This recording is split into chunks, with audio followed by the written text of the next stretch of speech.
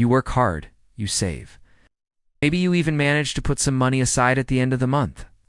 But it seems like your money is worth less and less, and it's not your imagination. There's an invisible tax you pay every day, every hour, with every purchase you make, without even realizing it. And it's destroying your purchasing power while you watch. The worst part? Most people will go their whole lives without understanding how this legalized robbery works. Think about it for a moment. Remember how much a coffee cost 5 years ago? A simple coffee at the bakery? And rent? A trip to the supermarket to buy the basics? A doctor's appointment? A book? A pizza on the weekend? Now look at today's prices. You're probably earning more than you did 5 years ago. Maybe you even got a promotion. Maybe you changed jobs looking for a better salary. But answer me honestly, are you living better? Can you buy more things? Can you save more? Can you fulfill more dreams? Probably not. And that creates a strange feeling, doesn't it? You work more, earn more, but it feels like you're always in the same place. Or worse, it feels like you're going backwards. And then you ask yourself, lying in bed at night, where's my money going? Why can't I get anywhere? The answer's simple, but few talk about it with brutal honesty. Inflation. Now wait. Don't turn off the video thinking, oh, another one talking about boring economics, because I'm not talking about those boring numbers that appear in the newspaper. I'm not talking about the official statistics that the government releases every month. I'm talking about inflation. Reality kind you feel in your skin. It's a kind that appears when you go to pay the rent, when you go to the supermarket, and you need to fill up the car, when you pay the electricity bill. That inflation that official figures say is 4%, but your cost of living has increased by 20%. And here's where things get interesting, where most people don't connect the dots. Here's the truth that nobody tells you openly. Inflation is a tax. Let me repeat this because it's important. Inflation is a disguised tax. It's a tax you don't vote on, a tax you don't approve, a tax no politician needs to have the courage to propose, but one you pay religiously every day of your life. Unlike other taxes that are itemized on the invoice, this one you don't see. It's invisible, silent, but deadly to your assets. It works like this: every month, every week, every day. Without you doing absolutely anything, your money loses value. Those 1,000 reais you saved in the bank, they're worth less today than they were yesterday. They'll be worth even less tomorrow, and even less in a month. It's like someone breaking into your bank account every night and stealing a little bit. They don't take it all at once because you'd notice. They take 0.5% here, 1% there. It seems like a small amount, but at the end of the year, you've lost 10%, 15%, sometimes 20% of your purchasing power. And do you know who benefits from this? It's not you. It's definitely not you. Let's understand the mechanism, because when you understand how the magic is done, you won't fall for it anymore. When the government wants to spend more money than it collects, it has a few options. It can raise taxes, but that's unpopular. Nobody will re-elect a politician who raised taxes. It can cut spending, but that's also unpopular. Every penny cut is met with protests from a group. So what do? They print money. Or, in the modern world, they create digital money. They expand the monetary base. Economic stimulus, they call it. Expansionary policies, quantitative easing, nice words to disguise a simple truth. They are creating money out of thin air. And when you create more money without creating more products, without creating more real value in the economy, what happens? Each unit of that money is worth less. It's basic math. If you had 100 reais and there were 1,000 reais in the economy, you had 10% of the total money. If the government creates another 1,000 reais, now you have 100 reais out of a total of 2,000. You have 5%. Your purchasing power has been halved. They created money. You lost purchasing power. They spent it. You paid. But wait, it gets even more interesting. Because this inflation tax doesn't affect everyone the same way, it's profoundly unfair. Those who own assets, properties, stocks, and businesses are protecting themselves. When inflation rises, the price of their assets also rises. They are protected. In fact, many of them even benefit. But who depends on their salary? Who keeps money in a checking account? Who has a small amount of savings? These people are being crushed. It's a tax that punishes precisely those who need protection the most. The worker trying to save money, the entrepreneur accumulating capital to start a business, the family building an emergency fund. And here's what's most perverse. When the government prints money, that new money doesn't magically appear in your bank account. It first enters the financial system. Banks, large corporations, connected investors, they receive that money first, for it has even diluted the value of everything else. They use this new money to buy assets before prices go up. When that money finally reaches you through salary increases, social programs, or whatever, prices have already risen. You receive the money when it's already worth less. It's a perfect system. They spend, you pay. They protect themselves. You expose yourself. And most people don't even realize the game is being played. Let me tell you a story that perfectly illustrates how this works over time. Take the example of someone who retired in the 90s. This person worked for 30, 40 years, saved money, did everything right, had discipline, economized, accumulated an amount that at the time seemed comfortable enough to live the rest of their life. Now fast forward 30 years. What is that money worth today? In many cases, it has lost 70%, 80%, sometimes 90% of its purchasing power. That money that would guarantee a decent retirement, it barely covers basic expenses. This didn't happen because the person did anything wrong. It happened because they were a victim of the silent tax. For decades, without stopping, their wealth was eroded. And before you think, oh, but that's something that only happens in third world countries, let me tell you, this happens everywhere. In the United States, the dollar has lost more than 95% of its purchasing power since the Federal Reserve. It was created in 1913, 95%. What costs $1 in 1913 costs more than $20 today. And the United States supposedly has one of the most stable currencies in the world. In Brazil, I don't even need to say much, right? We had 4-digit inflation.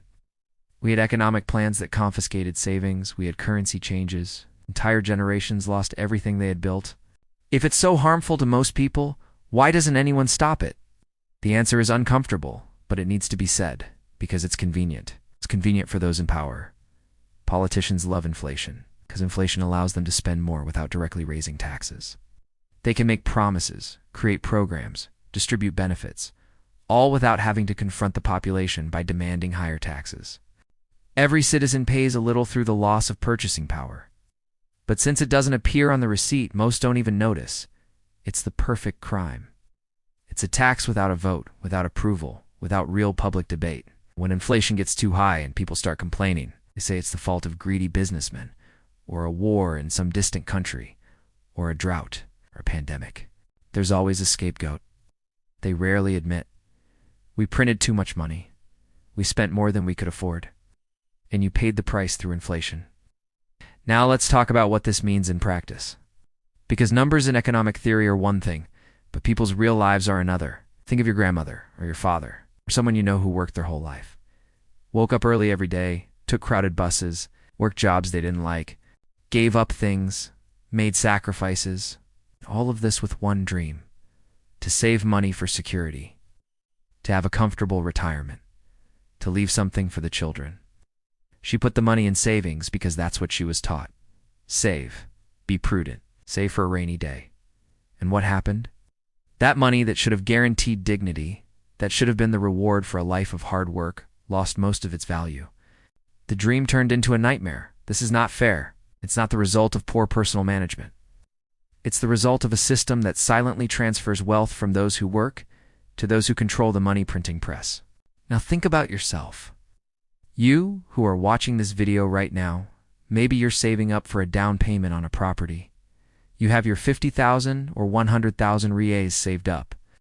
You're proud because you managed to save that much through hard work. But with each passing year, that money buys fewer square meters. You're running on a treadmill. You run, you exert yourself, you sweat. But the floor is moving backward at the same speed as you run forward. You're not going anywhere. Or perhaps you're saving to start your own business, to achieve financial independence, to build something of your own. But while you're saving, while you're waiting for the right moment, the value of your capital is evaporating. It's frustrating, isn't it? It's desperate, because you're doing everything right, but it seems like the game is rigged against you. And that's it. The game is rigged. The rules weren't made for you to win by keeping your money idle. You know what's worse? Most people don't even know they're being robbed. They think the problem is personal. I don't earn enough. I don't know how to save. I spend too much. And yes, personal financial management is important. Of course it is. If you leave your money sitting in a checking or traditional savings account, you are losing. It's like trying to fill a bucket with a hole in it. You can add more water, you can try harder, but as long as the hole is there, you'll always be fighting against the flow. And here's the tragedy. The people who most need to protect their money are the ones who least know how to do it. Financial education isn't taught in schools. It's not openly discussed. It's almost a secret knowledge passed down among those who already have resources. So the rich get richer because they know how to protect and multiply their capital. And the poor get poorer because they don't know they're being robbed, much less how to protect themselves. So what to do? How do you protect yourself from a tax that nobody sees but everyone pays? First step, understand the game. You've already taken that step by watching this video so far, because you can't win a game whose rules you don't know. The first rule, the most important one, the one that changes everything. Money sitting idle is money dying. Let me repeat that because this is the most important truth in this video. Idle money is dying money. Keeping money in a checking account is like watching your assets evaporate in slow motion. Traditional savings accounts in most cases don't even keep up with real inflation. You're saving, but you're losing. Your money needs to work.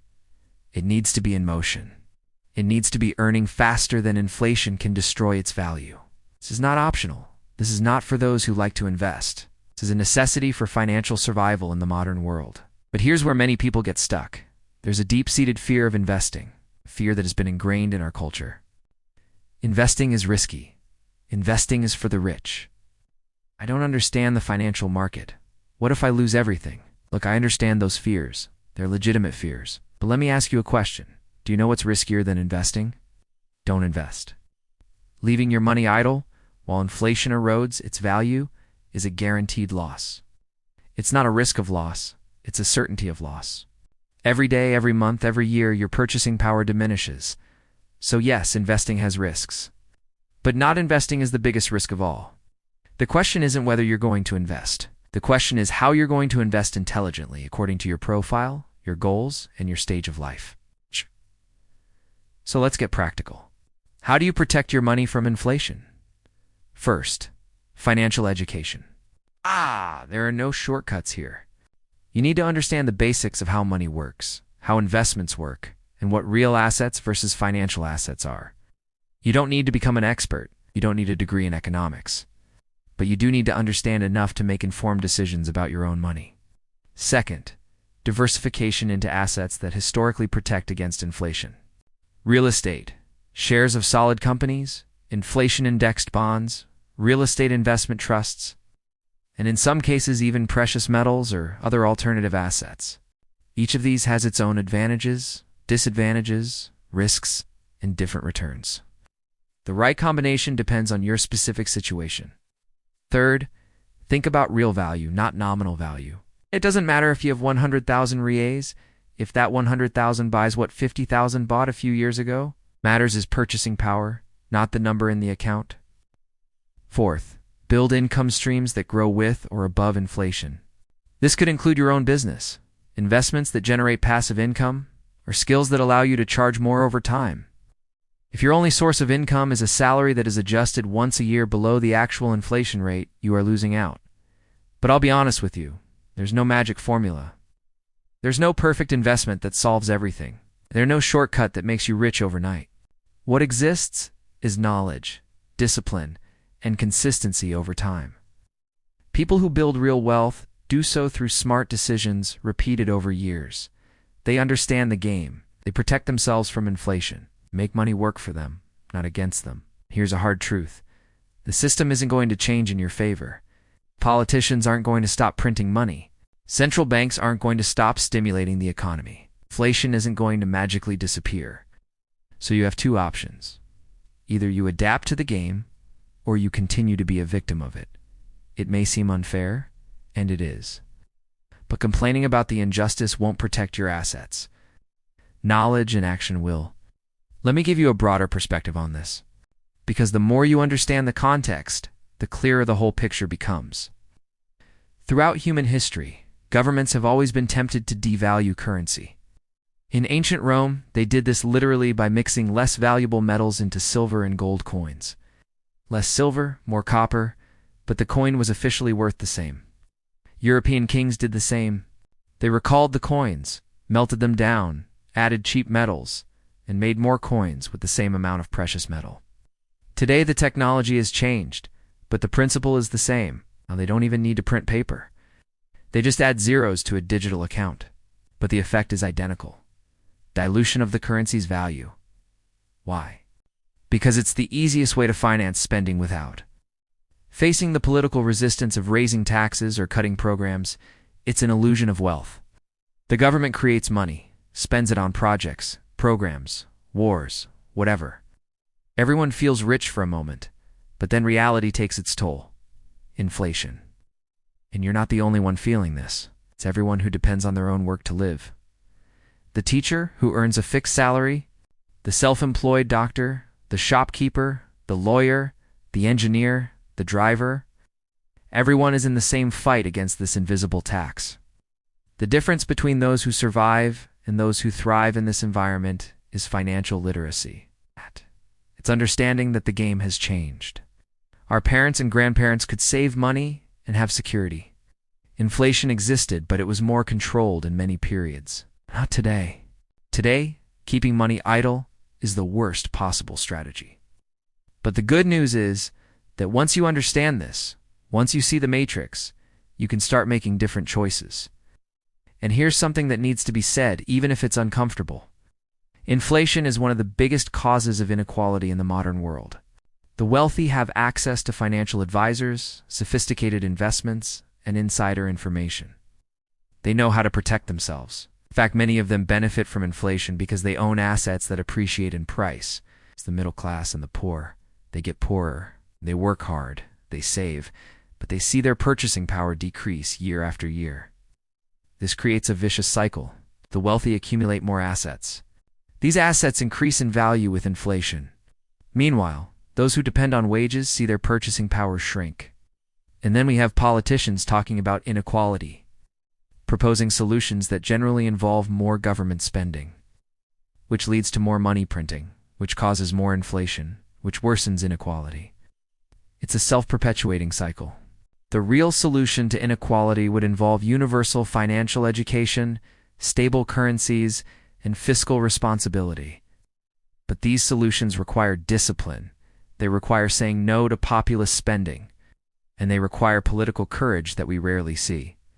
Look, I know this video has been heavy so far.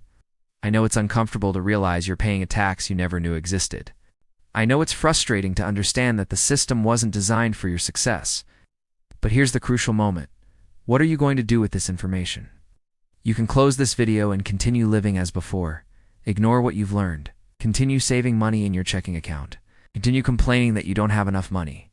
Continue being a victim of the silent tax. Or you can wake up. You can decide that from today onward, you will no longer be passive with your own money. You will learn. You will protect yourself. You will make your savings work for you. This is no small choice. It's the difference between spending your life on the treadmill, running and not getting anywhere, or finally starting to build real wealth. So what's the first step? What do you do tomorrow morning? First, decide that financial education is not optional. It's not. I'll look into it someday. It's a priority. Set aside at least 30 minutes a day to learn about money, investments, and asset protection. There are excellent books, free courses, and channels here on YouTube with serious content. You don't need to spend a fortune on expensive courses, but you do need the discipline to study. Second, map out your current situation. How much do you have saved? Where is that money? How much is it earning? How much is it losing per year to inflation? Many people don't even know the answers to these basic questions about their own money. How can you protect something you haven't even properly measured? Third, start small, but start now. Don't wait to have a lot of money to start investing. Start with what you have. Are $100, 500 reals, 1,000 reals?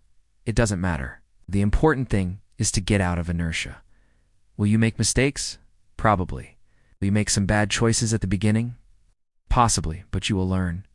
And each mistake will teach you something that no course can teach. Fourth, surround yourself with people who think differently about money. If all your friends just complain that everything is expensive but nobody studies how to protect themselves, you need to expand your circle. Seek out online communities, discussion groups, People who are already on the path you want to follow. Learn from those who have already gone through what you are going through. Let me be brutally honest with you in the last few minutes of this video. The silent tax will continue to exist. Inflation will not end.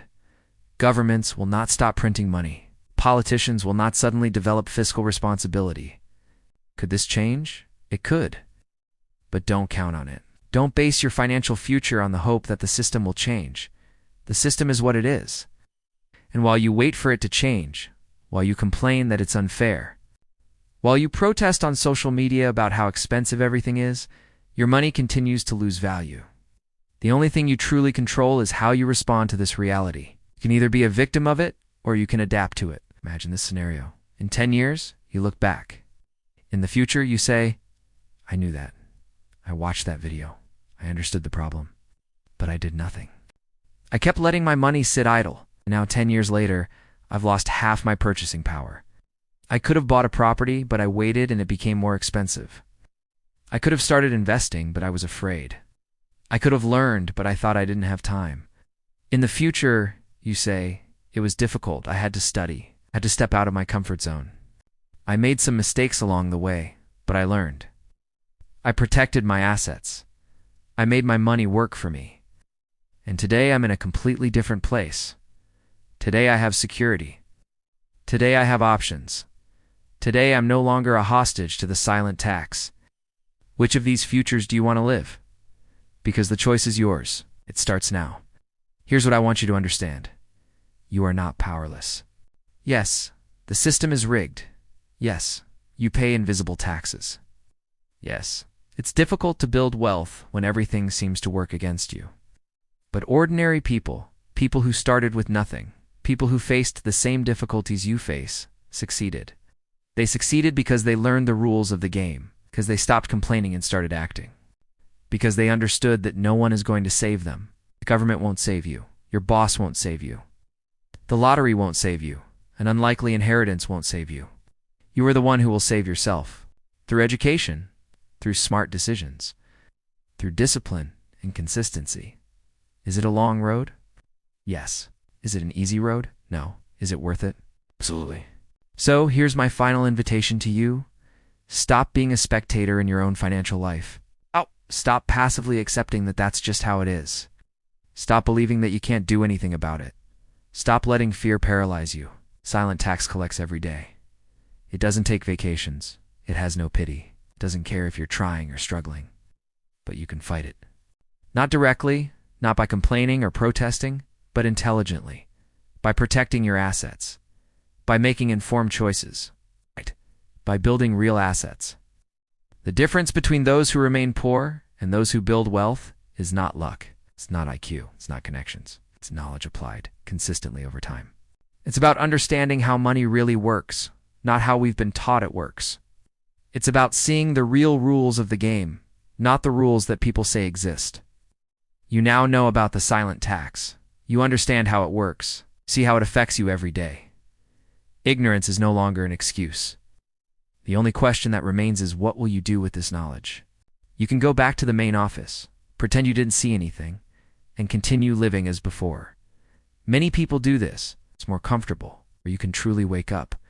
You can decide that your financial life will be different, that you will be different. The silent tax will continue to exist, but you don't have to continue being a victim of it. The choice is yours. It always has been.